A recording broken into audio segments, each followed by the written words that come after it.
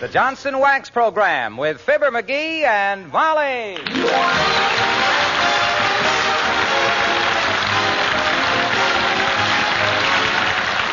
The makers of Johnson's Wax products for home and industry present Fibber McGee and Molly with Bill Thompson, B. Benaderet, Arthur Q. Bryan, and they call me Harlow Wilcox. The script is by Don Quinn and Phil Leslie, and the music by the King's Men and Billy Mills Orchestra.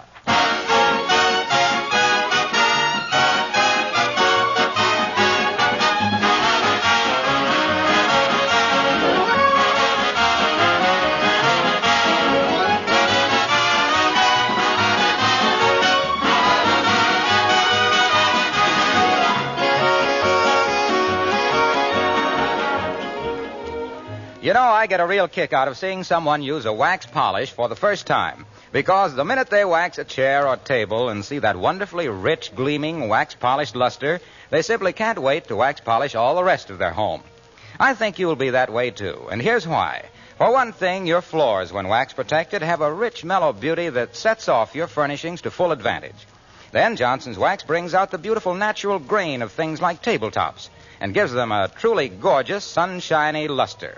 Furniture glows and sparkles handsomely. Leather articles and picture frames have that rich, tasteful, well-preserved look.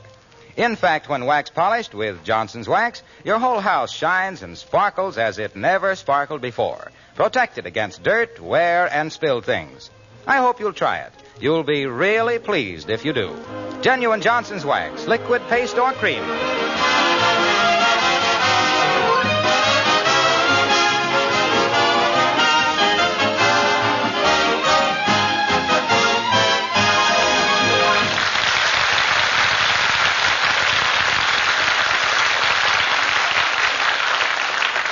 Valentine's Day is come and gone. Lincoln and Washington have had their birthdays. In fact, it might as well be spring, which is about the time the squire of Wistful Vista starts writing his Christmas thank you notes, urged on by his conscience, otherwise known as Mrs. McGee. And here, about to start the job, we find Fibber McGee and Molly.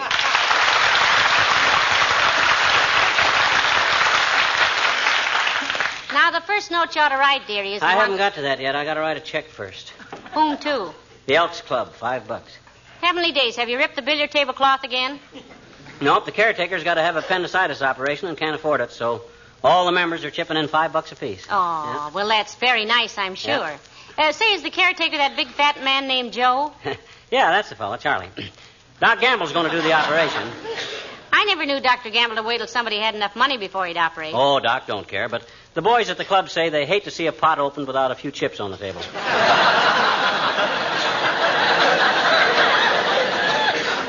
Now, let me see. Where's my... Uh-oh. What's the matter? Can't find my fountain pen. You see my fountain pen? The one with a solid gold point onto it? No, I haven't, Pet. You had it yesterday, though. My gosh, I'd hate to lose that fountain pen. Fred Nittany gave me that pen. Who? Fred Nittany. You've heard me speak of Fred Nittany from Starved Rock, Illinois. He's the guy that I and he used to have a vaudeville act together in vaudeville. Oh, sure. That Fred Nittany. Mm-hmm. Did he give you the pen for Christmas? No, he gave me that pen in 1922.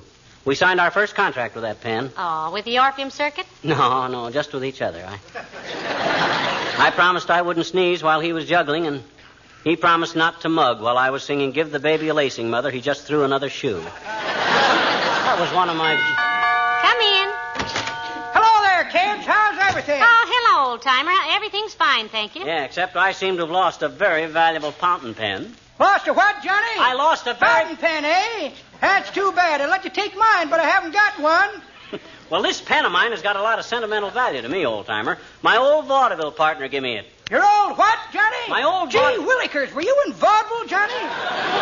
So was I. Well, were you really, old-timer? What kind of an act did you have? Magic, daughter. Used to saw a lady in half, but I couldn't stand it very long. Why not? Hey? I says, why couldn't Well, you... sir, every time I'd see my assistant off stage, he'd kind of laugh and say, who was that lady I sawed with you last night? I got so sick of that joke, I give up the act and joined the CBs. That was right after Pearl Harbor. You mean Pearl Harbor? No, Pearl Harbor, daughter. She was the girl I sawed in half.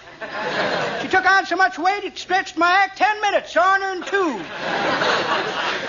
I had a song and dance act myself, old-timer. Yeah. The only way I can get my husband to dance even now is to pay him for it.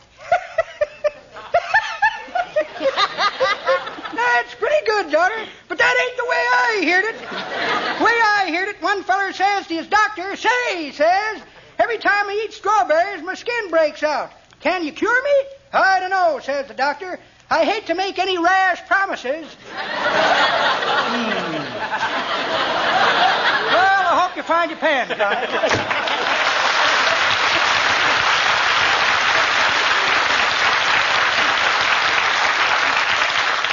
McGee, where'd you use your fountain pen last? I know I had it yesterday when I was making out my income tax.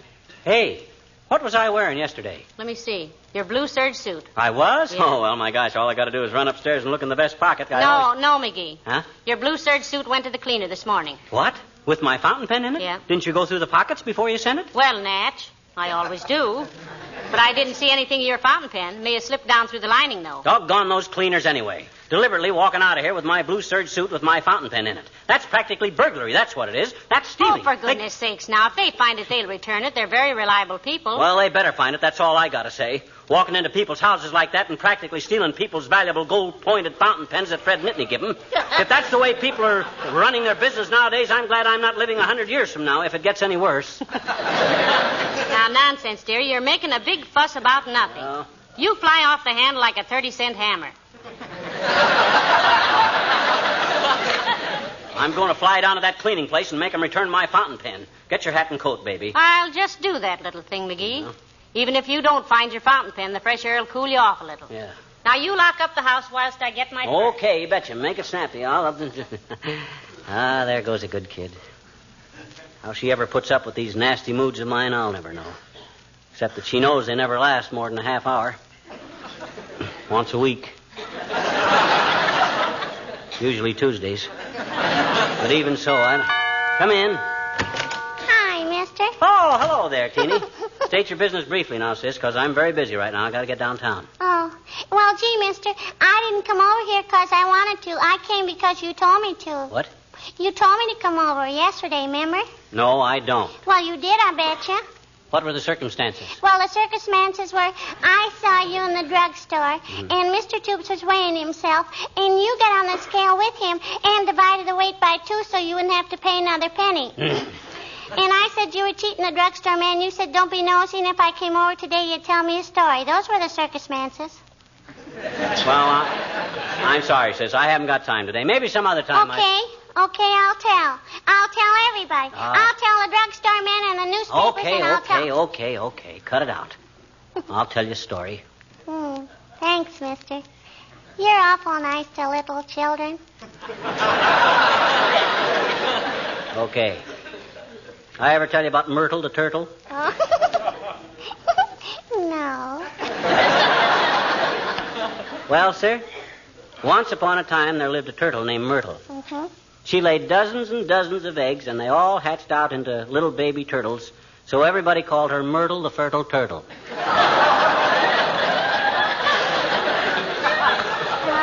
One day there was a big earthquake, which threw Myrtle over on her back. And when a turtle gets through on its back, it's just simply helpless. Yes, sir.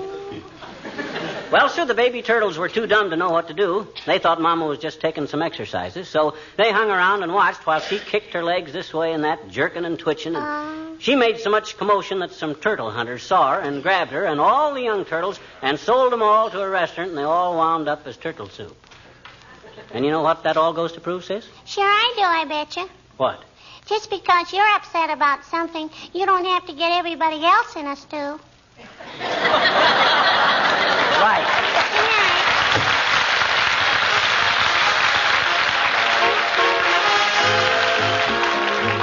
Billy Mills and the orchestra and 3 little words.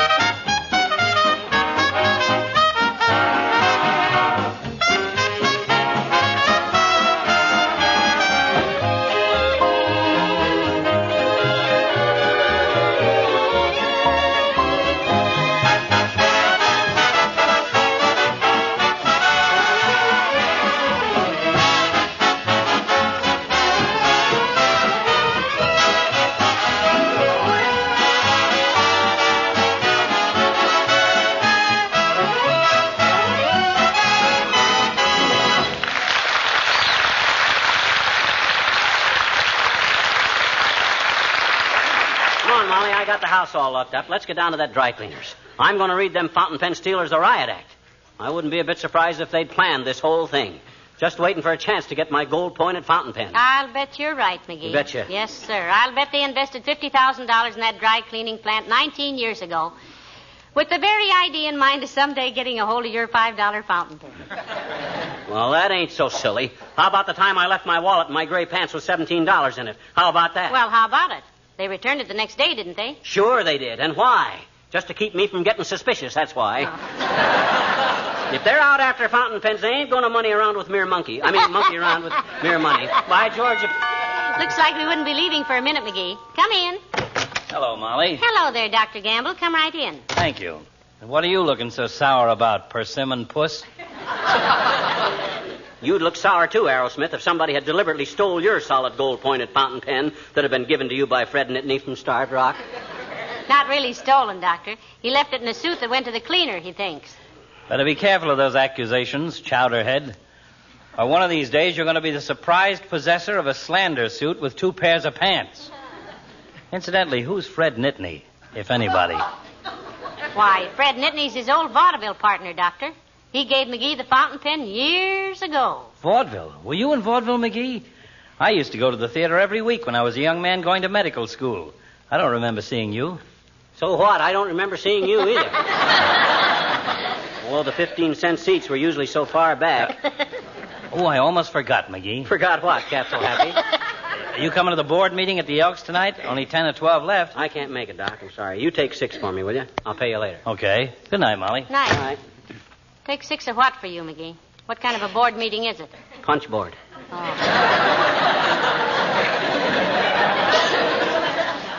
Hey, we got to get down to the dry cleaners, Molly. Every minute we waste is more time for them burglars to hide the evidence. Come on, let's go. By George. Now, just a minute, McGee. Are you sure you left it in that suit? Have you looked around the house thoroughly? No, and I don't have to. I always carry that pen in that blue serge suit. On account of it leaks a little, and the blue serge suit don't show it. And furthermore...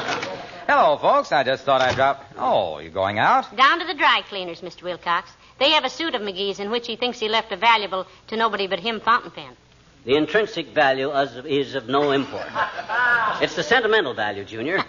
My old vaudeville partner, Fred Nittany from Starved Rock, Illinois, gave me that pen. He thinks more of his pen than the government does of Alcatraz, Mr. Wilcox. Well, you know how sentimental all these old vaudevillians are, Molly. I was an actor once, and I know. What do you mean, once? You're so hammy right now you use mustard-flavored shaving cream. Now, McGee. Well, he's right, Molly. I still have a kind of a yen to go back on the stage. You know, I always wanted to do Romeo. Do Juliet a favor, Buster, and lay off. You're getting a little broad across the pistol pockets for tights. Oh, I don't know about that, McGee. I think Mr. Wilcox would be a very handsome Romeo. Do you know the part, Mr. Wilcox? Oh, sure. As a matter of fact, I just wrote it out for a little entertainment they're putting on tomorrow night for the Johnson Wax salesman. Here, see? Oh. Look, Junie, anytime you write Shakespeare for them guys, the stage is going to be hip-deep in Johnson's Wax. Enter Lady Macbeth, lower left, with a roll-top desk. That kind of stuff. Oh, but McGee, this looks awfully good. Read it, Mr. Wilcox. Okay, I'll be Romeo. You read Juliet's part. Oh, my gosh, this is going to set Orson Welles back 20 years. You be quiet now, McGee. Go ahead, Mr. Wilcox. Act 2, Scene 2, Capulet's Garden. Enter Romeo. On a high-wheel bicycle. Hush, dearie. Enter Romeo. He jests at scars that never felt a wound. Juliet appears above at window. With shotgun. But soft, what light through yonder window breaks? It is the east, and Juliet is the sun. Ah, me. She speaks. What dost thou, fair Juliet? I dust yon living room, my Romeo.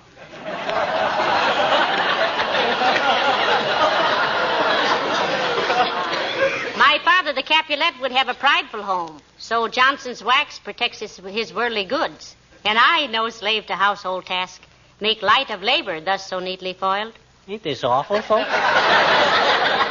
Ah, sweet Juliet, a goodly spouse you'll make, to know that dust and dirt cling not to wax-protected things. That's Capulet. Would that our love could be as well preserved. It can, my Romeo, and gleam as brightly as a Johnson-polished home. This very balcony from which I speak, its wood is shielded from the elements by wax. Where's the rest of this, Romeo? Or Mr. Wilcox? Well, that's all I had time to do. I'm going to finish it this evening. How do you like it? If you're asking me, Waxy, I'll settle for Olson and Johnson. Your Shakespeare's as phony as a 6-bit henna rinse. I thought it was wonderful, Mr. Wilcox. Have you got to go now? Yeah. I'll see you later, folks. Whence goest thou, Romeo? Homeo. Oh.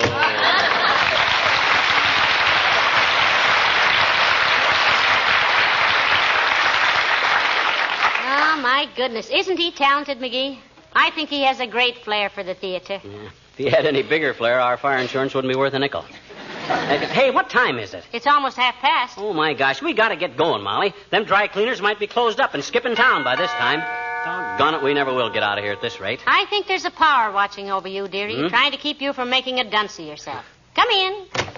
Oh, good afternoon, Mrs. Carstairs. Do come in. How do you do, my dear? I see you have your coat on. Am I detaining you? We're just going down to the dry cleaners, Carsty. They stole my fountain pen. Oh, now, wait a minute, McGee. That's a serious charge to make, you know. If it was the Wistful Vista dry cleaners, Mr. McGee, I must say I have always found them extremely meticulous. Aha, you hear that, Molly? Even Carsty says they're meticulous. I knew it. I had a feeling Meticulous, dearie, meticulous means careful. Huh? Oh, it does? Yeah. Is that what you meant, Carsty? Yes, Mr. McGee. Oh. Mr. Carstairs has left jewelry in his pockets many, many times, and the cleaners have always returned it immediately. He's so absent-minded, you know. Is he really, Millicent? Oh, yes, indeed, my dear. Why, just last night as we were coming home in a taxicab from a rather gay party, he leaned over to me and said, "Remember now, not a word of this to my wife." What did you say, Carsty? Oh, I said, "Of course not, dear, but you better get out a block or two from the house." And he did. Oh, it must be a little disturbing to be married to a man like him, Millicent. Oh, he's quite harmless, Mrs. McGee. One can't dislike a beagle merely because he thinks he's a wolf. Oh, which reminds me, my dear, will you go to the dog show with me Friday afternoon? Sure she will, Carsty, and so will I. You, how nice. I just love dog shows, Millicent. Is your dog in the show? Yes, she is, and I hope she goes through with it this year. Why? What happened last year, Carsty? At the last minute, she scratched herself. Oh, sure. Well, I do hope you find your pen, Mr. McGee. Good day.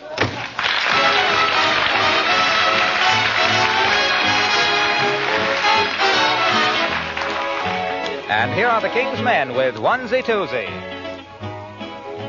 You'd never think arithmetic was something you'd enjoy. But when it's done a certain way, it's fun for every girl and boy. Onesie, twosie, I love you'sie, twosie, threesie, you kiss me'sie, threesie, foursy, kiss some moresy, let's go counting higher. Foursy, fivesy, man alivesy, fivesy, sixy, hug me quicksy, sixy, sevensy, this is heavensy, my heart's on a flyer. Keep the numbers going till the song is done. Love will keep on growing and we'll have lots of fun. 7-zy, 8-zy, you're my datesy, 8-zy, 9-zy, ain't this fine-zy, 9-zy, 10-zy, start again-zy, 1-zy, 2-zy, I love you-zy.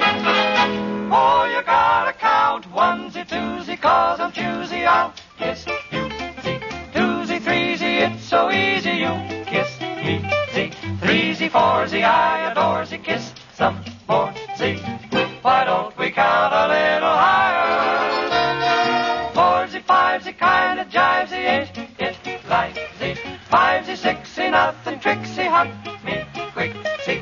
6-zy, 7-zy, how it sends me, this is heaven-zy. My heart is slowly catching fire.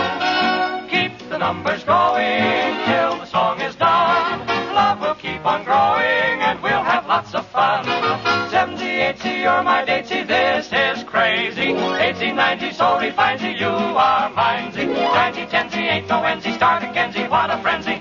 And all because I love you.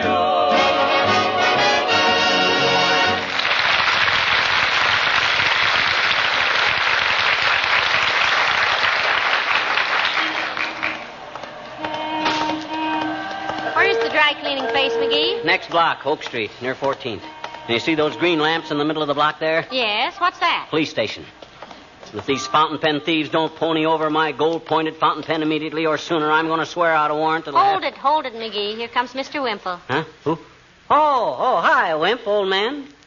Hello, folks. Out for a little walk, Mr. Wimple? Yes, I'm just seeking inspiration, Mrs. McGee. I find that walking helps me think. Inspiration for what, Wimp? Poetry, Mr. McGee. Oh. I have an order for some greeting cards, and I have to write them tonight.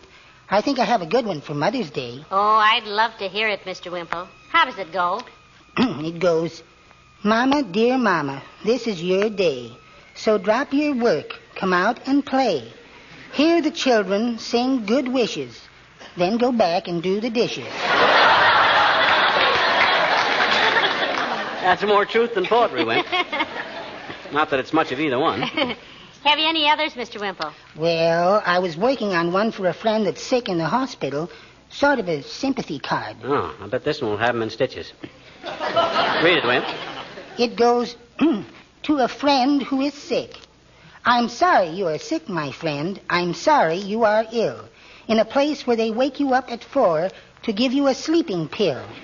I hope you have a lovely nurse to help when fever starts to boin you. And if you have, move over, kid, 'cause I'll be right down there to join you. Well, I'll see you later, folks.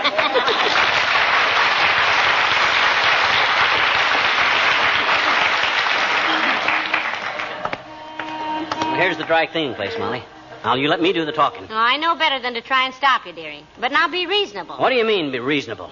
With guys that deliberately stole my fountain pen? Come on.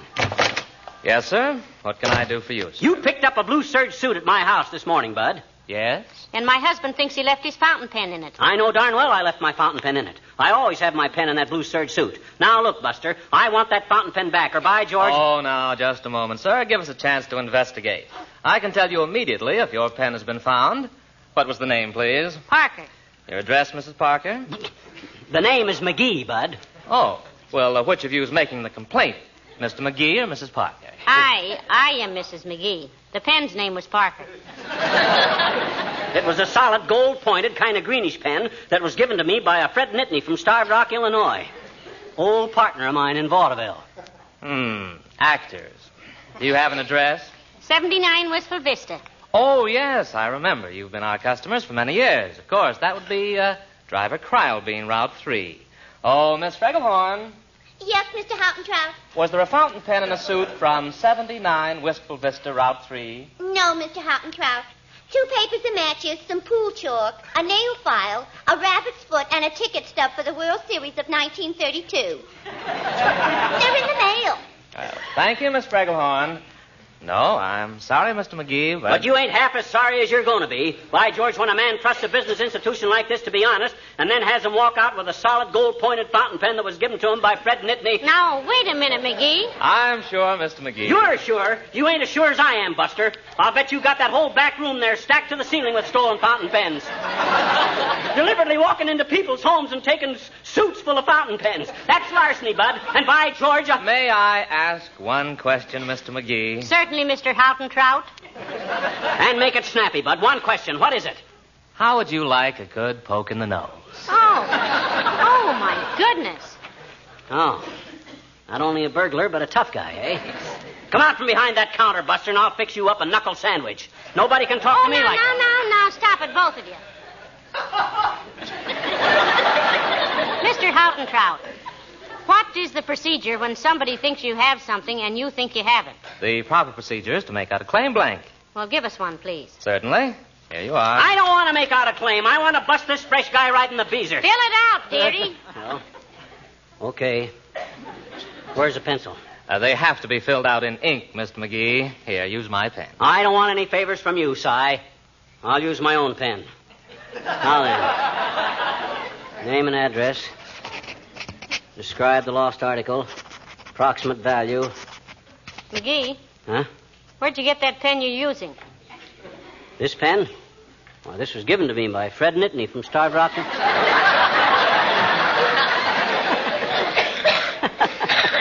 Well, imagine that, writing this code all the time. Go on, apologize to Mr. Houghton-Trout, dearie. Sure. I'm sorry, Houghton-Trout, old man. Quite all right, Mr. McGee. Shall I tear up the claim blank? Oh, no, I might as well finish it out. Bound to lose this pen sometime. Now then, state the circumstances on which the article... Oh, this is ridiculous.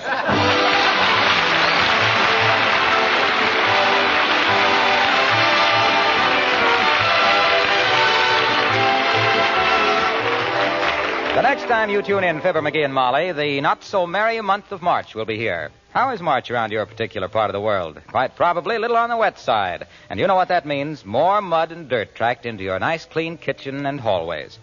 Well, this March, why don't you save yourself a lot of work and worry by using Glow Coat on your linoleum? No matter how much mud is tracked in, you can have a sparkling, clean floor in a jiffy with Johnson's Glow Coat. Just wipe up with a damp cloth, and it shines like new again. It's no trouble at all to Glow Coat linoleum, of course. Just spread it around on the floor and let it dry. Glow Coat shines itself, does all the work. In 20 minutes, your floors are wax polished and beautifully shining, never streaked or uneven. You'll be glad to know that the tough film of Glow Coat protects your linoleum, too, against dirt, wear, and spilled things. That means its bright colors and attractive patterns will stay new-looking far longer. Why not have your linoleum ready for bad weather by using Johnson's self-polishing Glow Coat?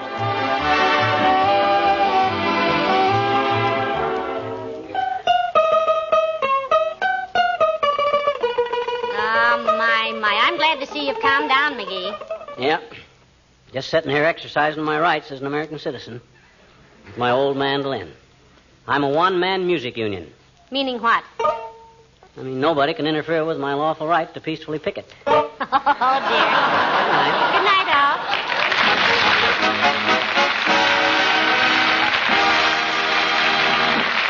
This is Harlow Wilcox speaking for the makers of Johnson's Wax Products for Home and Industry, inviting you to be with us again next Tuesday night. Good night. This is NBC, the National Broadcasting Company.